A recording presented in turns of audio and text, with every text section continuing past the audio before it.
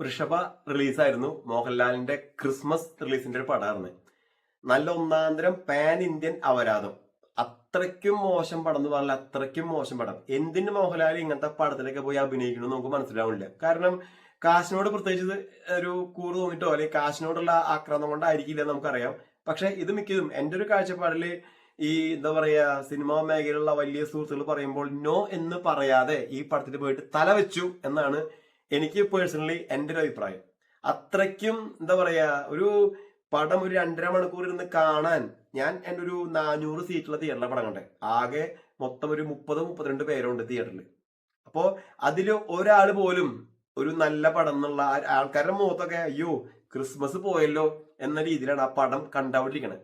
അപ്പോ നമുക്ക് ഒരു നല്ല ഒരു എന്തെങ്കിലും ഒരു ഷോട്ടോ നല്ല എന്തെങ്കിലും കാര്യങ്ങളോ ഒന്നും തന്നെ ഇല്ലാന്ന്.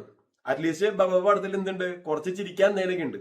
ഇപ്പൊ നമുക്ക് എല്ലാ പടവും ചിരിക്കാനുള്ള ആവില്ല. സ്റ്റോറിയും അതേമാതിരി എല്ലാം ബന്ധപ്പെട്ടായിരിക്കും. ഇത് സ്ഥിരം കണ്ടുമടുത്ത പുരാതന ക്ലീഷെ പുനർജന്മം സെറ്റപ്പുള്ള ഒരു മടുപ്പ് തോന്നും നമുക്ക് പടത്തിന്. അത്രത്തോളം വേസ്റ്റ് പടം, അത്ര മോശം പടം.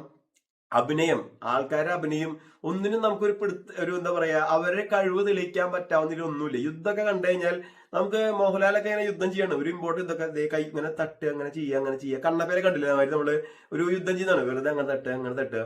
ഒരു എന്താ പറയാ കാണികൾക്ക് അത് ഇഷ്ടപ്പെടില്ല എന്ന് മനസ്സിലാക്കാനുള്ള ഒരു ബോധം ഇതിൽ അഭിനയിക്കുന്ന ആൾക്കാർക്കോ ഈ കഥ എഴുതിയ ആളുകൾക്കോ ഇല്ല. അതാണ് ഞാൻ ആദ്യം മനസ്സിലാക്കുന്ന കാര്യം. പിന്നെ എടുത്തു പറയുന്നതാണ് മേക്കപ്പ്. അത് ഇതിനും തോൽവിയായിട്ട് ഒരു പാന്റിന്റെയും പടത്തിൽ എങ്ങനെ ചെയ്യണമെന്ന് എനിക്ക് അറിയില്ല. ഒരു മോഹൻലാലിന്റെ മോനായിട്ട് അഭിനയിക്കുന്ന പയ്യൻ സ്റ്റാർട്ടിങ് അവന്റെ ബോഡി നന്നായിട്ടുണ്ട്. അവൻ നന്നായിട്ട് എന്താ പറയാ അതൊക്കെ നന്നായിട്ട് ബിൽഡ് ചെയ്തിട്ടുണ്ട്. അതിനുശേഷം ഒരു താടി വെച്ചവൻ വരും. താടിയൊക്കെ നമ്മള് ഈ പണ്ടത്തെ സിനിമയില് വെപ്പ് താടി ശരിക്കും ഒട്ടിച്ചു വെക്കില്ലേ, അവിടെ ഇവിടെ ഒട്ടിരിക്കും. നമുക്ക് കണ്ടാൽ മനസ്സിലാവും അവന്റെ മുഖം കാണാനില്ല ഒട്ടിച്ചു വെച്ചിട്ട്. അത്രയ്ക്കും ഒരു തരത്തിലുള്ള മാച്ച് ഒരാളുടെ മേക്കപ്പിലോ ഒരാളുടെ കോസ്റ്റ്യൂമിലോ ഇല്ല. ഗ്രാഫിക്സ് അതും കണ്ടു കഴിഞ്ഞാൽ നിങ്ങൾക്ക് എന്താ പറയാ ഞാൻ എനിക്ക് തോന്നുന്നു. ഇപ്പൊ ഞാനിത് ഈ പടം റിവ്യൂ പറയേണ്ട കാര്യം ഫുള്ള് കണ്ടു. ഞാൻ ആകെ 30 പേരിൽ ഒരു 3-4 പേര് എനിക്ക് പോയി പടത്തിന്. രണ്ടാൾക്ക് ഇന്റർവ്യൂ വന്നില്ല. കാരണം ആകെ 30 പേരുള്ളൂ. നമുക്ക് കണ്ടറിയാൻ പറ്റും.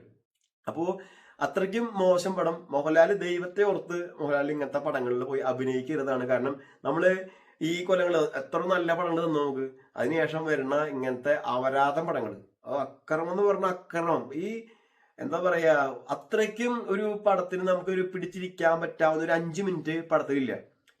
ഞാൻ എന്റെ അഭിപ്രായം പറഞ്ഞു. എനിക്ക് തോന്നുന്നു ഈ പടത്തിന് റിവ്യൂകളുടെ ബഹളമായിരിക്കും, നെഗറ്റീവ് റിവ്യൂവിന്റെ. കാരണം അത്രയ്ക്കും ഞാൻ ഫസ്റ്റ് ഡേ പോയിട്ട് തിയേറ്ററിൽ 10% ആൾക്കാരില്ല പടത്തിന്. ഞാൻ പോയ തിയേറ്ററിലെ കാര്യം പറയണേ. അപ്പോൾ പല സ്ഥലങ്ങളും അങ്ങനെയായിരിക്കും.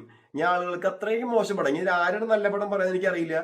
എന്റെ എന്താ പറയാ പടം കണ്ട ആൾക്കാരെ ആരെങ്കിലും എന്റെ ഈ റിവ്യൂവിന് താഴെ നല്ല പടം എന്ന് പറയുകയാണെങ്കിൽ ഞാൻ അവർക്കൊരു ഷെയ്ക്കാൻ ഞാൻ ഇപ്പൊ തന്നെ തരാം. അത്രയ്ക്കും മോശം പടമാണ്. എന്തിന് ഇങ്ങനെ പടം അറക്കണമെന്ന് എനിക്ക് മനസ്സിലാവുന്നില്ല. കഥ വായിച്ചിട്ടോ അല്ലെങ്കിൽ ആർക്കു വേണ്ടി പടം ചെയ്യണു. മിക്കതും ഞാൻ നേരത്തെ പറഞ്ഞ സെറ്റപ്പ് ആയിരിക്കും. ആളുടെ സിനിമാ ബന്ധം ആൾക്കാർക്ക് പറയുമ്പോൾ നോ എന്ന് പറയാതെ അഭിനയിക്കേണ്ടി വന്നതായിരിക്കാം. കാരണം അത്രയ്ക്കും മോശം പടമാണ്.